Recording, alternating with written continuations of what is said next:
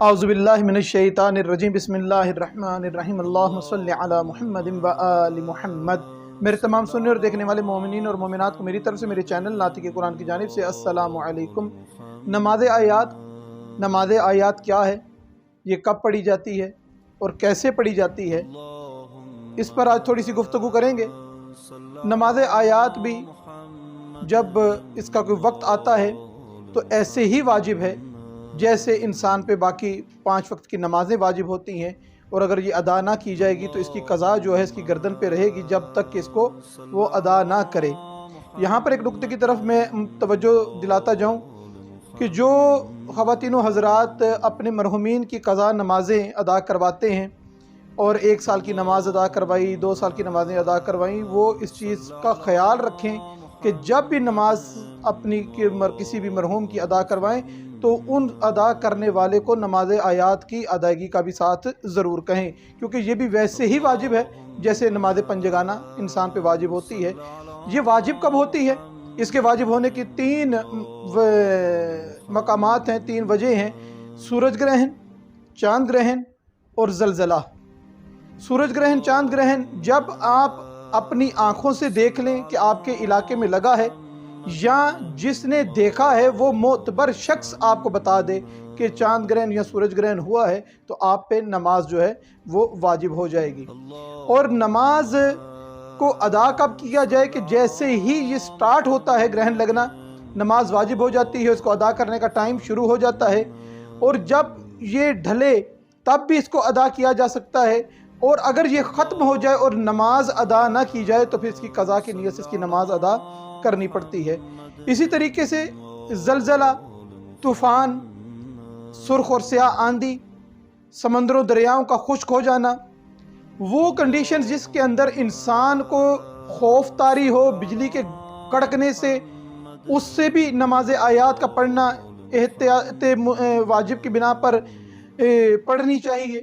اور اگر ان چیزوں سے خوف نہ بھی آئے، مثلا زلزلے سے خوف نہیں آیا، سورج گرہن کو دیکھ کر، چاند گرہن کو دیکھ کے کوئی خوف طاری نہیں ہوا، تب بھی اس وقت پر نماز آیات واجب ہو جاتی ہے اور اس کا پڑھنا لازم اور ضروری ہوتا ہے۔ اگر یہ ہمارے علاقے میں نہیں، مثلا پاکستان میں سورج گرہن نظر نہیں آ رہا، چاند گرہن نظر نہیں آ رہا، زلزلہ یہاں پر محسوس نہیں کیا گیا، تو یہاں کے رہنے والوں پر نماز آیات جو ہے وہ واجب نہیں ہوگی۔ نماز آیات پڑھنے کا طریقہ: نماز آیات 2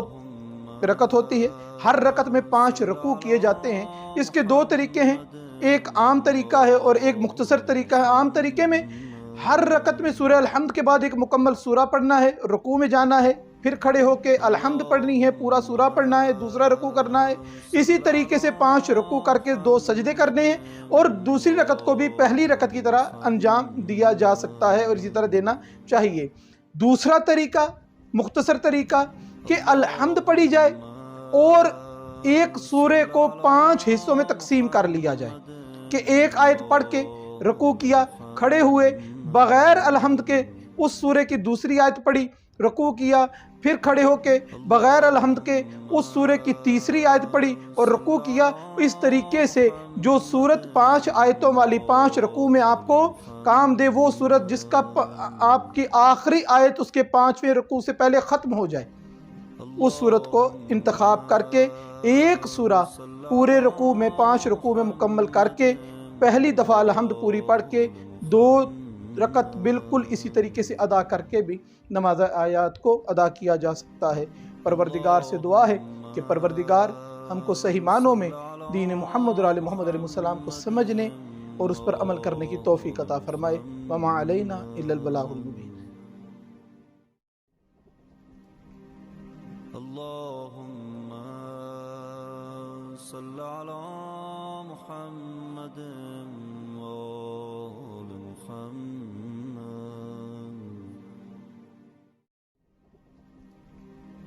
اللهم